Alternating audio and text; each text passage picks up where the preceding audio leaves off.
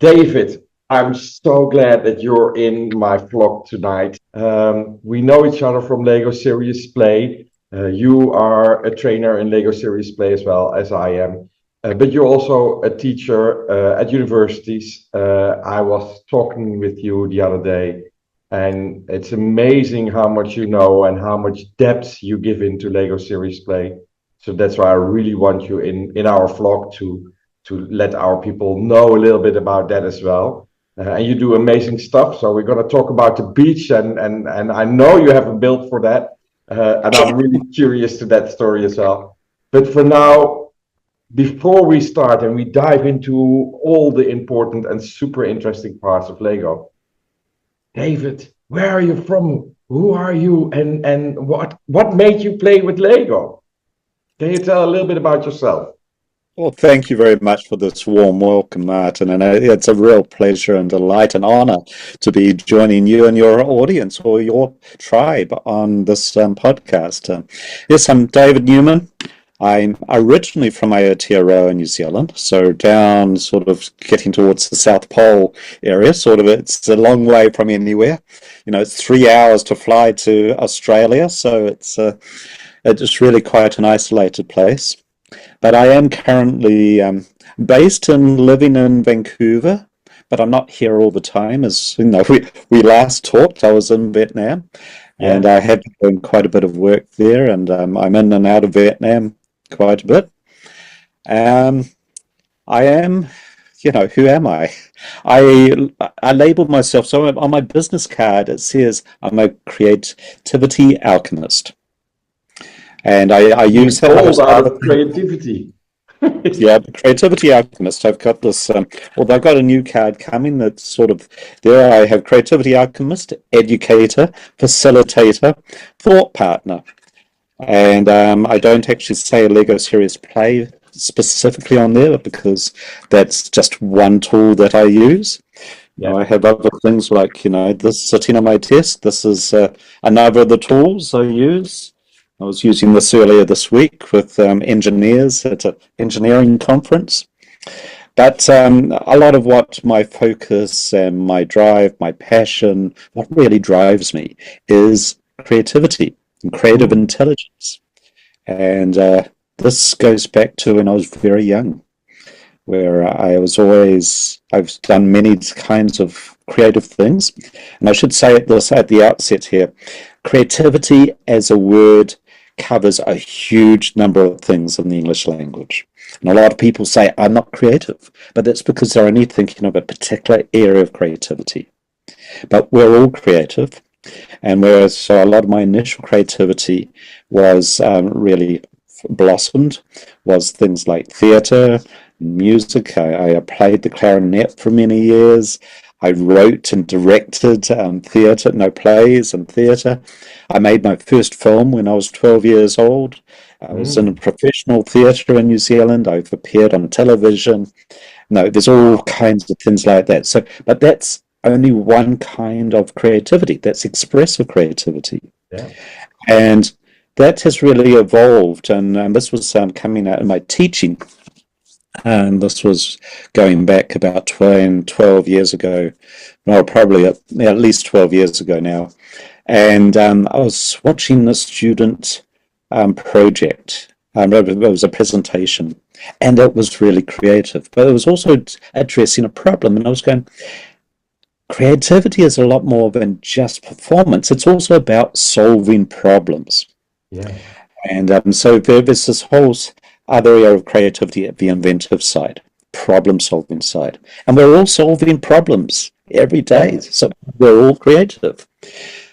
Unfortunately, our education system, society, corporate or organizational cultures often will suppress that creativity. And so people are saying they're not creative, it's because they haven't been encouraged to be creative. That can be risky. When you go to school, you want to do something different from what the teacher is saying, you might fail. And typically, often, our parents don't reward us for failing. There's this focus on doing things right in the best way. And this is where people tend to go into a much, they go the safe way. They know this is what's right. This is what will get me a good grade. And so our creativity often will get suppressed. Mm-hmm. But anyway, I wandered off a bit there in terms on the creativity side. Here I'm in Vancouver, so I have been teaching at the University of British Columbia. I'm teaching I say have been because the university systems here and faculty layoffs and so on, it's a little unclear what I'll be doing going forward, but certainly in the past with UBC I have been teaching the first year, and I've been bringing creativity. I've been using creativity as the focus in an academic research and writing course, but all of the research they would be reading, the academic research, would be on creativity and really understanding some of that underlying base.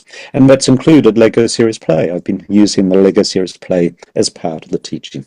And how did that come? Because what you were wandering off a little bit, and at the same time, this is the same topic. You were mentioning that sometimes for organizations or schools or society or your mom, or it's difficult to not do that math test or to do that writing skill test, and that's what you have to be good in. And Einstein said, well, if you ask a fish to climb, he's going to be disappointed all his life, and that's a part of it, I think, too. But apparently you were in a structure of learning, you were in a structure of business with creativity, but then Lego comes along.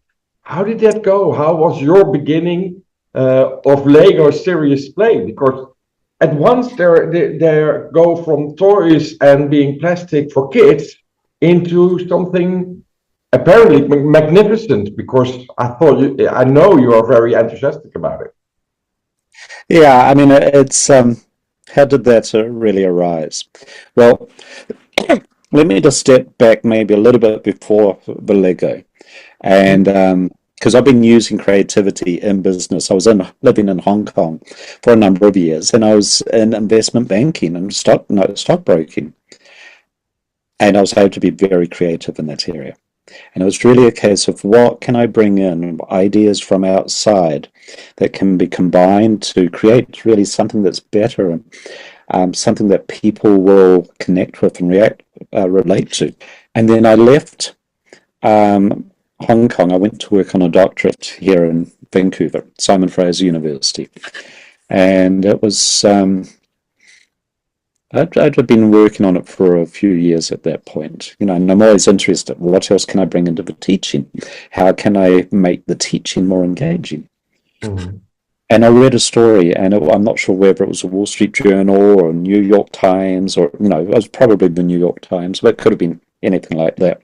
And they had this story about the use of Lego Serious Play in business. And this was about 2011, 2012, probably, somewhere around that range. Yeah. So it was very, it had really just gone into being open source. It really wasn't very well known. It's good. This sounds interesting. I want to know more. This is something I want to explore.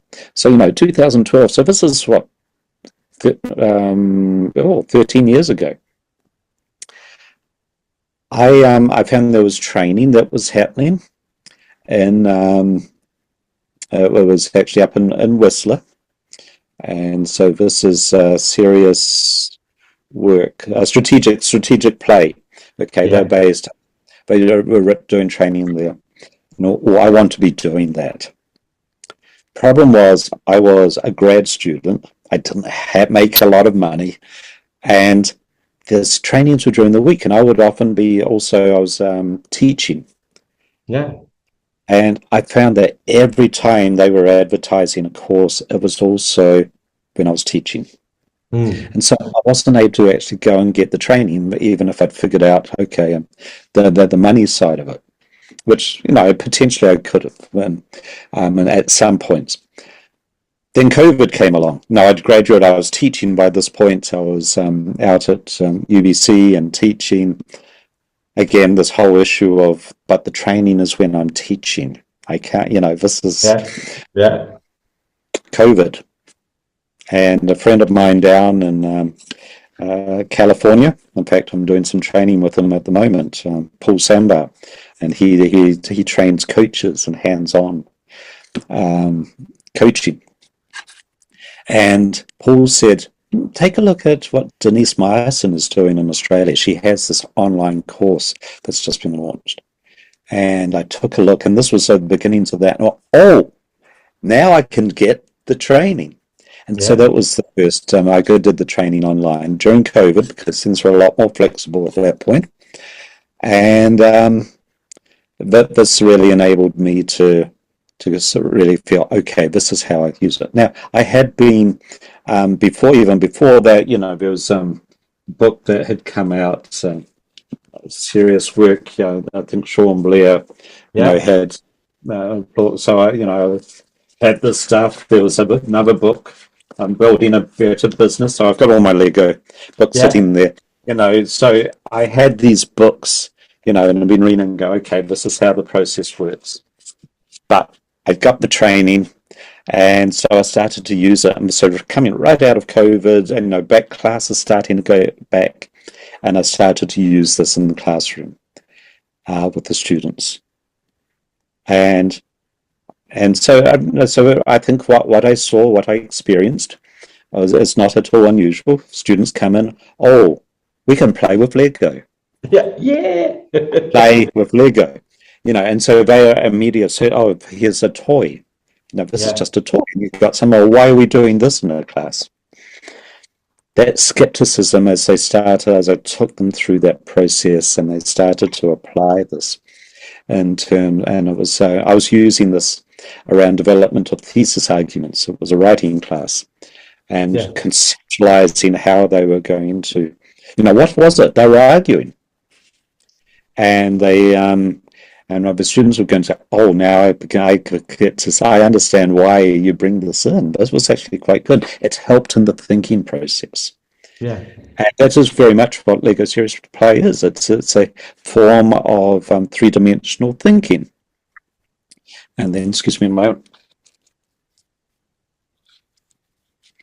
And there was the storytelling and so on, and they would then start to ask, when are we having the Lego back? And so I'd be able to use it in other parts of the teaching. But this is where that was when I started to bring it into the classroom each semester. And when I was, I had this very short teaching stint for Solvay, which in the middle of my UBC teaching, that they had this reading week, this break. And I flew over to Vietnam to teach a course for some master students on creativity. And this was for Solvay in Vietnam. And I took the Lego in. And there was just natural connection between the Lego Serious Play and the creative stuff I was teaching. And they were saying, these are, professionals, some of them were in their late 20s up into, senior management, managing directors. And they're going, this is great. How can we have this in Vietnam? And I went, yes. I'd connected with Michael Fern before this, and we had talked, and because I was curious with what he was doing with starting to develop the partners and trainers, and so I reached out to Michael, and I said, what will it take for you to come to Vietnam? And I envisioned myself as being the trainer. Someone I had connected with at Solvay, and her had a training business. Mm-hmm. And she had done a master's degree in Belgium at Solvay, and she went, oh, I love Lego Serious Play. We were using it all the time in master's degree. I know about this. And so what we worked out was I had the experience. I was certified. I knew what I was doing with it. I understood how it worked. She had the enthusiasm. She spoke Vietnamese, and she would be able to really get into the Vietnamese market. And so Michael, the idea was Michael would come and train her. I would be there to support. And although I would probably do a lot of the training initially, eventually she would take over.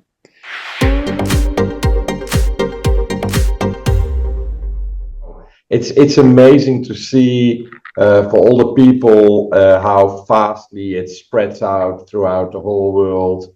And it's like not something that is just there. It's already for years there. Lego made it already in open source years ago, and it starts to spread out, what I think is really amazing.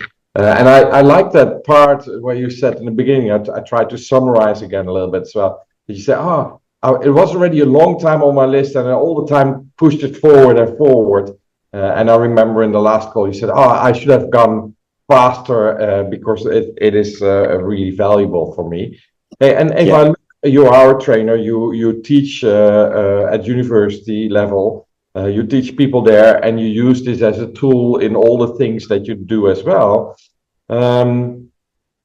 How is that like this? How does this academic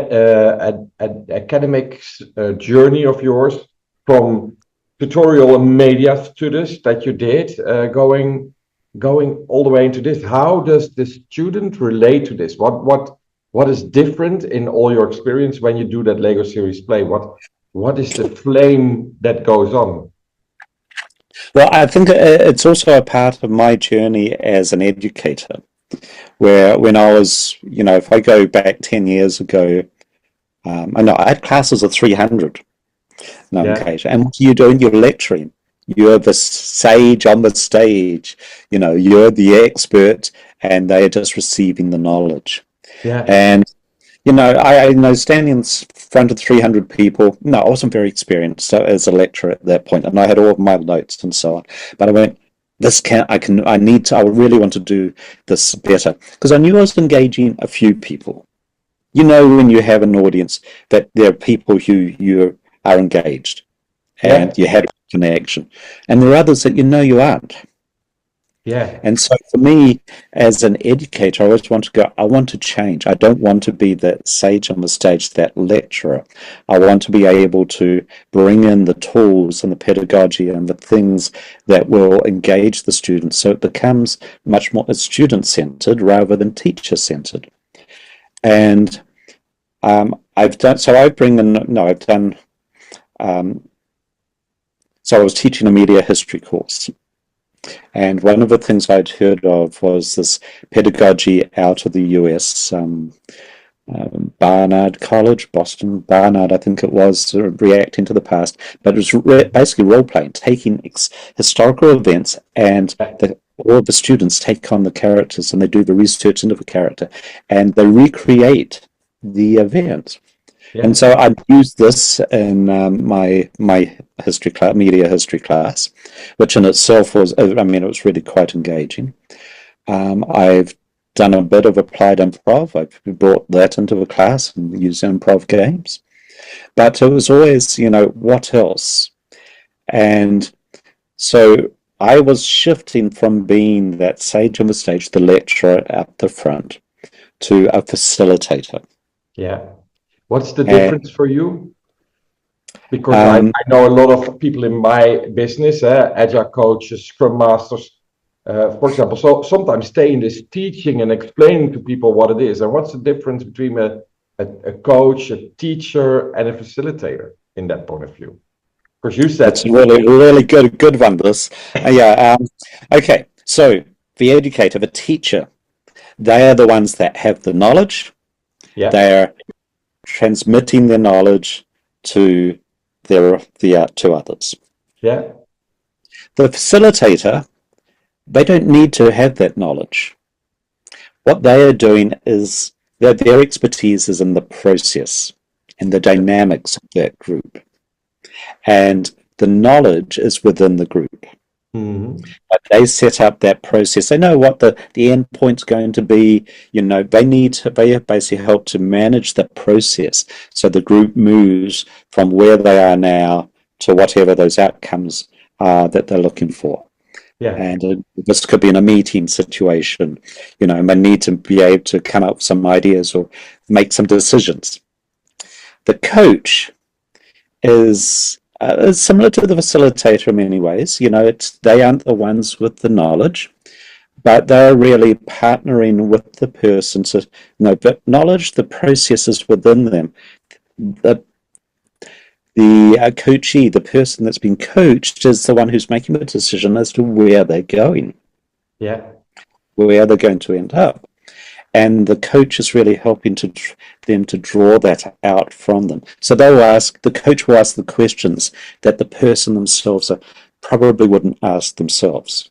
Yeah. And through those questions, and it's just those step by step, the questions that they walk with the coachee on a journey that leads to new insight and ultimately, hopefully, new actions. Yeah. That's transformation that's taking place. Yeah. So that's really in a nutshell. Yeah. But for me, this is a part of that Lego series play. So if I look to the Lego series play, I always use the diamond because I say the sparkle is already in the team. You just have to cut the right facets out. So it starts to sparkle, but the sparkle is already inside the stone. And it's also that coaching part, like you all the time want to see new insights. When you start playing it, you get this magnifying glass when you look to the model, and that gives you new insights. And it's then the coaching part maybe that you ask the questions. And sometimes you begin all at the beginning and you just give them skills building while you're a teacher. So a Lego series play facilitator is almost everything at once, right? It's like I always describe it as a pendulum, but what is your vision on that? Well, it's like wearing different hats. Yeah. And sometimes even though we're doing that, we need to be explicit that we're taking on these different roles. For me in the classroom, I don't, but for Lego series play isn't really in I don't use that in the teaching where I'm imparting knowledge, although I could. I mean, I just came across on LinkedIn recently an engineering professor at University of Waterloo who uses a Lego at the beginning to say, this is the syllabus, this is the journey we're going to go through, but it's a visual model for the engineering students of this is the journey you'll be going through, which I think is a wonderful use. And I haven't done that, but again, it's just another use of the Lego. Yeah. And she's trained in Lego series play, so I'm sure she's bringing this in other places as well.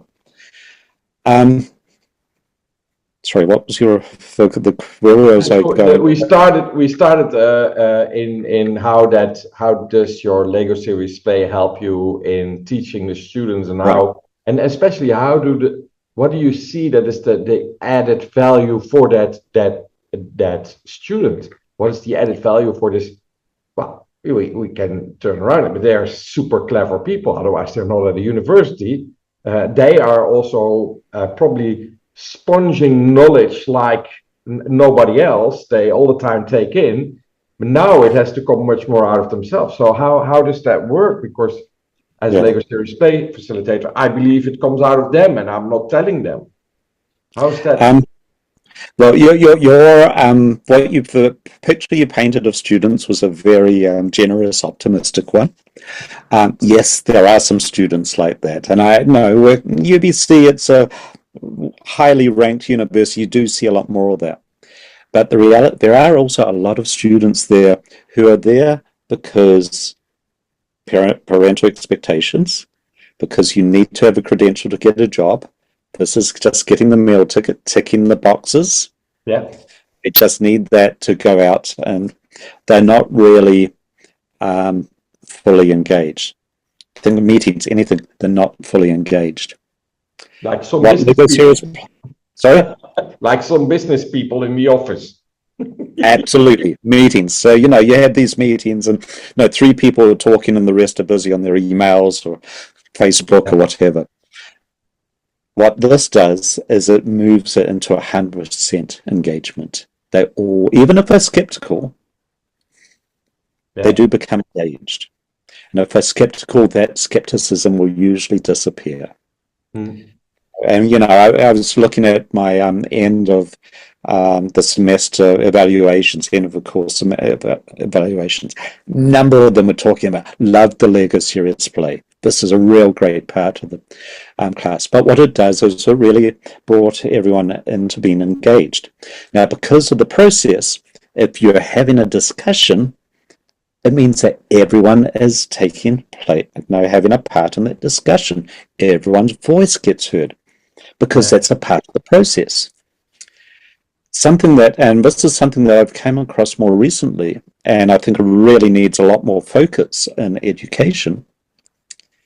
We have quite a few neurodiverse students in our classes. And there's all kinds of neurodiversity. There's a whole spectrum there. What is it, neurodiversity? Neurodiverse is everything from ADHD through to various, just different. It's thinking differently, different thought things, and often, so people Asperger's on the autism spectrum, might be very bright, but it's a struggle when it comes to discussions, looking people in the eye. Yeah. But there's a whole range of different things that fall under that whole neurodiverse umbrella. And the reality, and this was something that I had no idea on, somewhere in between 15 and 20% of the population actually fall into that neurodiverse umbrella. It's actually a lot of people. Chances are, in a classroom, you're going to have some neurodiverse students. In a team, in a organization, you've probably got some people there that fall into that neurodiverse spectrum. Yeah. Now, we also have students who don't speak English as their first language. So there's also that little language barrier. So that also plays into it. So often if you have discussions in classes, you will have people who will stay silent. Mm-hmm. Well, you've got your bricks, and they have something they build. So they're building their response to the question, the idea, of understanding the concept. This is giving them time to think. This understanding happening through all the touch in the building. I'm going to go back now to the neurodiverse. Yeah. You have externalized the ideas and the understanding into a physical model. All right, for this, I'm just going to hold this, a duplex thing. Yeah. So it's now externalized. People are now talking about, the discussion is focused on this external object called external cognition. For the neurodiverse, this actually makes it a lot easier for them to fully participate because it's no longer about them. They aren't having to make eye contact. And for some people in the neurodiverse area, and I think I actually fall into the neurodiverse spectrum, it can be uncomfortable to be looking at people in the eyes and talking with them and having that conversation. Yeah. It's no longer about them. It becomes about the object. The focus is on the object, not on the person. So this is a separation. This is effectively a separation of the identity with the ideas. Instead of the ideas and identity being within them, and so you're being vulnerable and talking about them, you're now just talking about the idea and it's outside of you. And it becomes a lot easier to talk about.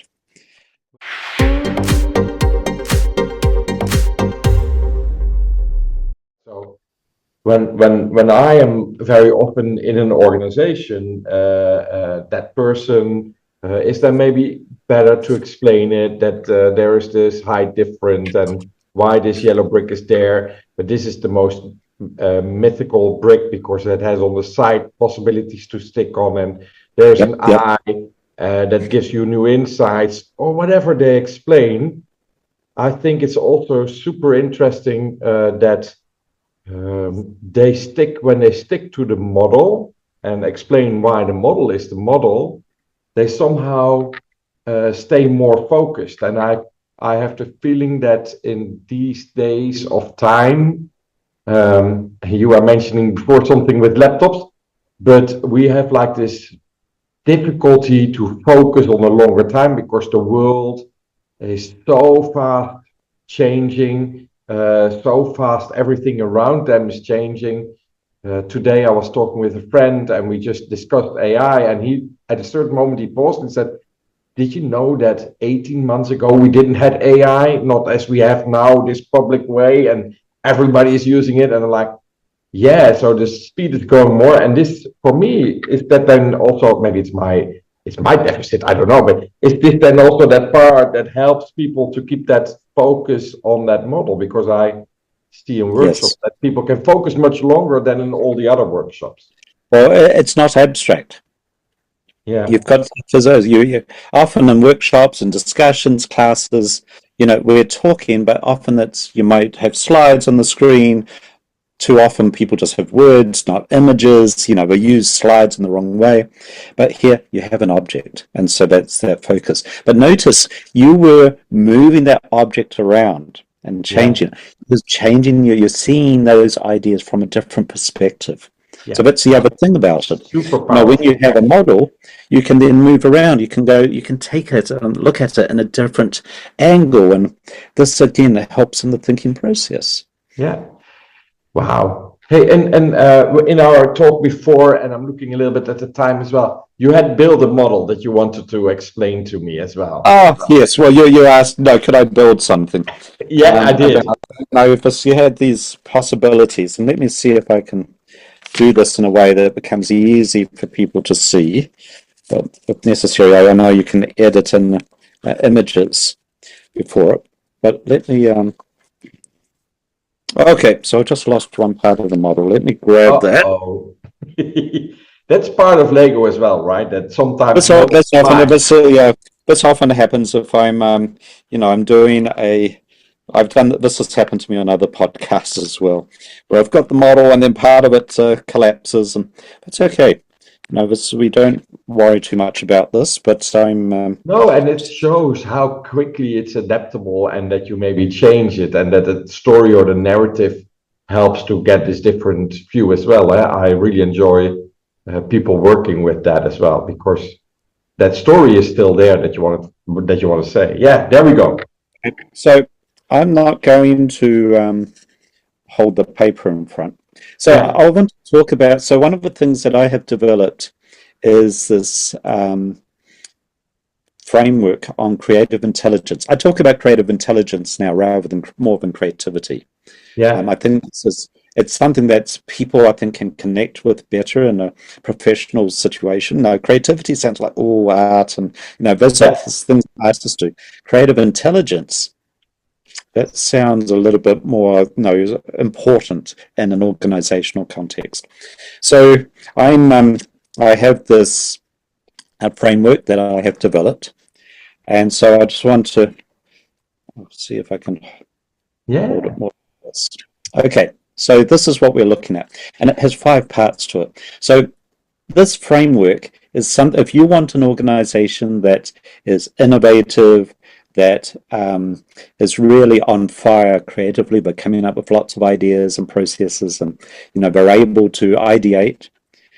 This is the framework that I have developed that they need to look at and figure out how is this working within the organization? What can we do to enhance it, to enhance the creativity, the creative intelligence of yeah, the organization? So it starts off here with mindset. So I just have this transparent block, but the mindset is really mindfulness is a tool that might be used with this, but it's having the right mindset, having a growth mindset, being mm, open to things, not dismissing ideas immediately. But this is something that is really individual. It isn't more, rather than the organization, you need the individuals to have the mindset for this to work. And then up here, I've got tools. mhm, And it's actually on a pedestal, so you could imagine each of these blocks being different tools. I actually have some physical tools in there as well, but really it's the idea of brainstorming or using something Scamper. There's all kinds of Lego Serious Play as a tool, having the tools to help with the ideas. And then down here I've got these cogs, things move around. It's having that process. yeah, Creativity isn't, there may be an inspiration on occasions, these wonderful ideas, but actually creativity is the result of a process. mm, understanding. It's understanding Yeah. the process and having been explicit about the process that you use to Yeah. come up with the ideas. Yeah. So being able to apply the tools within the process, having the right mindset. And then let's go to over here, the leadership. Yeah. The leadership's really important, and you maybe I'm not sure if you can see it in there. There's actually a heart in there, the heart-based leadership, but there's Oh, also wow. net safety. So I'm very Safety net, the heart. a heart-based leadership, the safety net, the psychological safety. Yeah. This is really for leadership, but also I've got the psychological safety that also connects into the environment up here. So this other area is the environment.